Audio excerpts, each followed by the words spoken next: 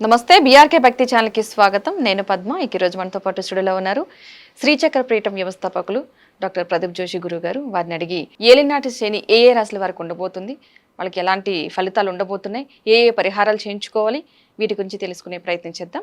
నమస్కారం గురుగారు. శ్రీమాత్రే నమః. గురువుగారు, ఈ సంవత్సరం ఏలినాటి శని ఏ ఏ రాశుల వారికి ఉండబోతుంది, ఎలా పీడించబోతుంది, వాటి ఫలితాలు ఎలా ఉండబోతున్నాయి, ఎలాంటి పరిహారాలు చేయించుకోవాలి? శ్రీ గురుభ్యో నమః. శ్రీమాత్రే నమః. ఆదిత్యాది నవగ్రహ శుభకరా మేషాదయో రాశయ నక్షత్రాణి సయోగకాశ్చతితయస్తద్దేవతాస్తద్గణా మాసాశ్చారుతవస్తతైవ దివసాః సంధ్యాస్తతా రాత్రయః సర్వే స్థావరజంగమా ప్రతిదినం కుర్యాద్ధ్రువం మంగళం. ఆదిత్యాది నవగ్రహాలు ప్రతి ఒక్కరి జీవితంలో చాలా కీలకమైనటువంటి ఫలితాలను ఇస్తాయి. ఒక్కొక్క గ్రహము ఒక్కొక్క రకంగా ఫలితాలు ఇస్తాయి. అయితే సూర్యగ్రహమేమో సంవత్సరములో 3 నెలలు అనుగ్రహిస్తాడు, అంటే 90 రోజులు, నెల అట్లా అనుగ్రహిస్తాడు. చంద్రుడేమో ఒక నెలలో 18 రోజులు యోగిస్తాడు. నెలలో 18 రోజులు మనకి అనుకూలంగా ఉంటాడు, మిగతా 12 రోజులు మనం నేర్పిస్తాడు చంద్రుడు. అందుకే ఈ 3 ఫ్లక్చుయేషన్స్ అంటే చంద్రుడు మనస్సు కాబట్టి. అదే కుజగ్రహం అనుకోండి, కుజుడు బుధుడు శుక్రుడు, ఈ 3 గ్రహాలు ఏవైతే ఉంటాయో సంవత్సరంలో 120 రోజులు యోగిస్తాయి మనకి. కుజుడు కానీ బుధుడు కానీ శుక్రుడు కానీ 120 రోజులు మనని అనుగ్రహిస్తారు, మిగతా రోజులు ఏడిపిస్తారు. సో ఈ 5 గ్రహాలు పక్కన పెడితే ఈ 2025కి ఎవరికి అంటే వృషభ రాశి వారికి డబ్బులు ఇచ్చేస్తాడు, ఫుల్ డబ్బులు వస్తాయి వృషభ రాశి వారికి, ధనయోగ ప్రాప్తి ఉంటుంది. అదే లాభాలు ఇంకా అన్ని రకాలుగా ఆల్రౌండ్ 5 రకాల లాభాలు ఒక రేంజ్లో ఉంటే ఇస్తాడు. అదేంటి ఏకాదశ స్థానం పాట. సో ఇది అన్ని 12 సంవత్సరాలకు వచ్చే యోగాలు వీళ్ళందరికీ నేను ఇందాక చెప్పినవి. అదే శని అనుకోండి, 30 సంవత్సరాల్లో 7.5 సంవత్సరాలేమో అదృష్ట యోగాలు ఇస్తాడు. 7.5 సంవత్సరాలు అదృష్ట యోగం ఇస్తాడు. అది డిఫరెంట్ మూడ్లో. ఒక 2.5 సంవత్సరాలు ఎట్లా ఇస్తాడంటే అదృష్టము ఇంకా అహంకారం ఇట్లా పెరిగిపోతుంది అనమాట. అంత డబ్బు సూపర్ ఇచ్చేస్తాడు. అది ఎట్లా అంటే అర్థమైందంటే ఆ 2.5 సంవత్సరాలు ఏం చేస్తాడంటే మనల్ని మంచిగా ముద్దుగా ప్రేమ మాట్లాడుకుంటూ మనకు ఒక పెద్ద బిల్డింగ్ ఇప్పించి 30th ఫ్లోర్ దాకా తీసుకెళ్తాడు. అంటే 30 సంవత్సరాలు కదా, 30th ఫ్లోర్కి తీసుకెళ్తాడు అనమాట. 30 సంవత్సరాలకి తీసుకెళ్ళి మంచిగా ప్రేమగా భుజం మీద అన్ని తట్టి కరెక్ట్గా అంటే ఏకాదశ స్థానములో శని అయిపోతే ద్వాదశ స్థానంకి వస్తాడు. ద్వాదశ స్థానం లోపల శని రావడం అర్థమైందనంటే ఆ 30వ ఫ్లోర్ నుంచి చలో అని నూకేయడం అనమాట. పని అయిపోయిందని పైకి వచ్చి నూకేస్తాడు. 12వ ఇంట్లో శని రావడం అంటే అర్థం ఏంటంటే 30వ ఫ్లోర్ నుంచి కిందికి నూకేయడం అని అర్థం. అదొక పాట వేసుకోవచ్చు అనమాట. అదేదో పాట ఉంటుంది కదా, నీ గూడు చెదిరింది నీ గుండె పగిలింది అని మంచి పాట వేసుకోవచ్చు అనమాట. ఎవరికి? మేషరాశి వాళ్ళకి. సో వీళ్ళకి మే 15 తర్వాత ఏళ్ళనాటి శని స్టార్ట్ అవుతుంది. 30 ఏళ్ల తర్వాత 7.5 సంవత్సరాలు ఏడిపిస్తాడు. శని 7.5 సంవత్సరాలు యోగిస్తాడు. ఎలా యోగిస్తాడు అంటే 2.5 సంవత్సరాలు ఇలా గ్యాప్ ఇచ్చుకుంటూ యోగిస్తాడు. అంటే 30 ఏళ్లలో ఎవ్రీ ఒక 10 ఇయర్స్కి ఒక్కసారి గ్యాప్ ఇచ్చుకుంటూ లెక్కిస్తాడు. కానీ ఏడిపించడం మాత్రం కంటిన్యూ 7.5 సంవత్సరాలు ఏడిపిస్తాడు.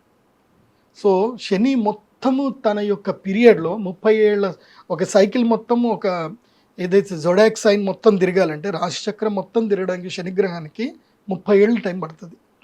కానీ ఆ 30 ఏళ్లలో ఆయన యోగించేది మాత్రం 7.5 సంవత్సరాలే.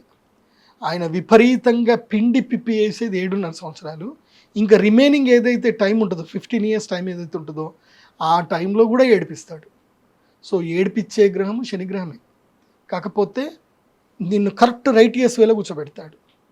నీకు మంచి టీచర్ నిన్ను చిన్నప్పుడు నీకు బాగా నేర్పించి బాగా కొట్టి చేసి నీకు నేర్పిస్తే ఇప్పుడు నువ్వు ఒక మంచి పొజిషన్ ఉన్నప్పుడు అప్పుడు ఆ గురువుని తిట్టుకొని ఉండొచ్చు.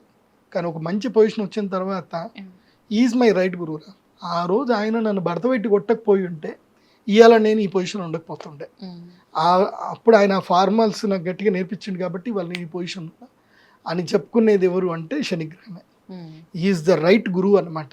కాకపోతే అందరూ ఆయన నచ్చజెప్పి గోరుముద్దలు పెట్టే రకం కాదు, వాతలు పెట్టి మరీ పని నేర్పిస్తాడు.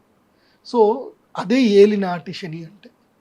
ఏలినాటి శని 3 రకాలు ఉంటుంది. ఒకటి ఒకటి నెత్తి మీద శని ఉంటాడు. 12వ స్థానంకి వస్తే శని నెత్తి మీదకి వచ్చినట్లు లెక్క. శని నెత్తి మీదకి వచ్చాడు అంటే అర్థం ఏంటంటే అహంకారం పెరిగిపోతుంది, కోపం వస్తుంది, అత్యాశ పెరుగుతుంది, లిటిగేషన్, ల్యాండ్లు కొంటారు, సెటిల్మెంట్స్ వేసుకుందామని అనుకుంటారు, ఏదో చేస్తామంటారు, తీరాను అగ్రిమెంట్ చేసుకొని సేల్ డీడ్ చేసుకున్నాక వాడు వస్తాడు. ఈ మధ్య ఒకటి జరిగింది, వాళ్ళు దుర్మార్గులు, మొత్తం అంతా గ్యాంగే. అది ఏం చేస్తారు, ఒక మంచి ల్యాండ్ చూపిస్తారు, అమ్మేస్తారు, ల్యాండ్ సేల్ డీడ్ అయిపోతుంది, డబ్బులు తీసుకుంటారు. వీళ్ళు మొత్తం ప్రీ ప్లాన్గా ఉంటారు, ఆల్రెడీ వాడికి అగ్రిమెంట్ చేసి ఇస్తారు, ఎవడికో వాడి ఫ్రెండ్కే. వీడు మొత్తం కొనుక్కున్నాక వీడు డబ్బులు తీసుకున్నాక 15 రోజులకు వస్తాడు వాడు.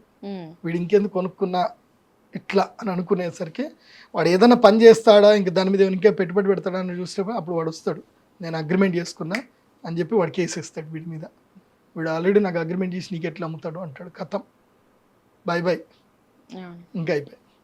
ఇక వాడు ఏడ్చుకుంటూ కూర్చోవాలి. ఇంకా అయితే వీడికి సెటిల్మెంట్కి వీడు డబ్బులు ఇవ్వాలి, లేకపోతే కేసు నడుస్తూ ఉంటుంది. అది ఇప్పుడు తేలదు, ఇక తేలదు, ఇంకా లైఫ్ అయిపోద్ది, జీవితం అయిపోతుంది. సో ఈ విషయంలో భారతదేశంలో చట్టాలు చాలా మారాలి. అట్లా మారకపోతే కష్టం, కానీ ఇట్లా ఉంటాయి. ఈ ఏడికించి ఇరుకులు పడతారబ్బా. ఎవరు, ఏలినాటి శని బిగినింగ్ అయింది అని అంటే 2.5 సంవత్సరాలు ఉన్నాయన్నీ పోగొట్టేస్తాడు. పోగొట్టి ఇంకేం లేదు, ఇంకా ఏడవడానికి కన్నీళ్ళు తప్ప ఇంకేం ఉండవు అక్కడ. భార్య పిల్లల్ని దూరం చేస్తాడు, భార్య తనంతానే దూరం చేసుకునేటట్టు కూడా చేస్తాడు. భార్య మీద అనుమానం స్టార్ట్ అవుతుంది, అది భర్త మీదైనా భార్య మీదైనా. మా ఆయన ఎవరితోటో బాగా మాట్లాడుతున్నాడు రాత్రి, అవి స్టార్ట్ అయిపోతుంది. ఇంకా ఆడ మాట్లాడేది ఉండదు, ఆడ ఏముండదు ఆడ, కాకపోతే అనుమానం స్టార్ట్ అవుతుంది. ఎవరు ఆవిడ, ఎవరు? దాదాపు మగవాళ్ళ జీవితంలో 100కి 90% మగవాళ్ళ జీవితంలో ఇది ఒక క్వశ్చన్ ఉంటుంది, ఎవరు ఆవిడ? ఆవిడ ఎవరు, ఎవరికి పాపం వాళ్ళకు కూడా తెలియదు. ఆ 90లో 80 మందికి తెలియదు ఆవిడ ఎవరు, వాళ్ళకి తెలియదు. కానీ ఆవిడ ఎవరు, ఎవరు ఆవిడ? ఆవిడ ఎవరో పాపం వీళ్ళకి తెలియదు, ఆవిడకి తెలియదు. కానీ ఆవిడ అనే మాత్రం ఉంటుంది, ఫోన్లో మాట్లాడుతుంది ఆవిడ, మెసేజ్లు చేస్తుంది, ఆవిడ ఎవరో మాత్రం తెలియదు, పాపం వాళ్ళకు కూడా తెలియదు. సో ఈ ఆవిడ అనేది వచ్చి వాళ్ళ జీవితం మొత్తం ఆవిరైపోతుంది. కాబట్టి ఇది ఏలినాటి శనిలో జరిగేటువంటి ఫస్ట్ ఇంపాక్ట్. 2.5 సంవత్సరం జరిగే ఫస్ట్ ఇంపాక్ట్స్ అన్ని ఇట్లే ఉంటాయి. అనుమానం రావడము, కుటుంబం కలహాలు రావడము, అన్నదమ్ముల మధ్యన వైరం రావడము, ఉద్యోగాలు పోవడం, ఇట్లా జరుగుతాయి. ఇంకా రిమైనింగ్ 2.5 సంవత్సరాలు ఉంటుంది.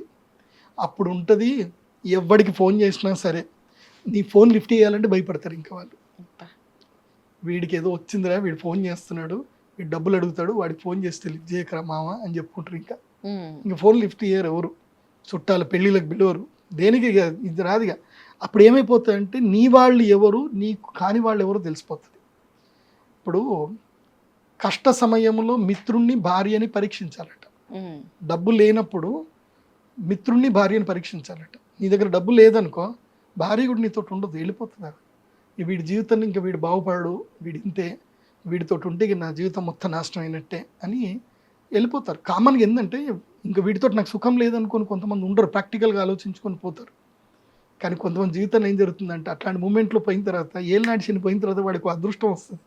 వాడు పొజిషన్కి వెళ్ళిపోయి వాడు కోట్లు సంపాదిస్తాడు కదా, అప్పుడు ఏడ్చుకుంటూ కూర్చుంటుంది, వీడిని మిస్ చేసుకున్నా కదా అని. అట్లాంటివి ఈ సంవత్సరంలో ఇది మిడిల్ గ్యాప్లో 2.5 సంవత్సరాలు జరుగుతాయి. ఆ టైంలో కంట్రోల్ చేసుకోవాలి, మిత్రుల్ని శత్రువులు ఎవరు అనేది మనకు తెలిసిపోతుంది. ఇక్కడ ఏంటంటే శని మనకి మొత్తం నేర్పించేస్తాడు, ప్రపంచాన్ని 2 చేసేస్తాడు. చూడండి, గెలిచినప్పుడు నువ్వెవరో ప్రపంచానికి పరిచయం అవుతావు, కానీ నువ్వు ఓడిపోతే నీకు ప్రపంచం పరిచయం అవుతుంది. మిగతా 2.5 సంవత్సరం లోపల డెవలప్ అవుతాడు, సెల్ఫ్ సస్టైన్ డెవలప్ అవుతాడు, మనిషి స్ట్రాంగ్ అవుతాడు. ఇంకా అప్పుడు నేర్చుకుంటాడు, నో చెప్పడం నేర్చుకుంటాడు జీవితంలో, నో అని చెప్పడం నేర్చుకుంటాడు, దేనికి అవసరమో దానికి ఎస్ అని చెప్పడం నేర్చుకుంటాడు. సో ఏది వదిలిపెట్టాలి, ఏది పట్టుకోవాలి, ఏది వదిలిపెట్టాలి, ఇదంతా ఏలినాటి శని అన్నాక తెలుస్తుంది.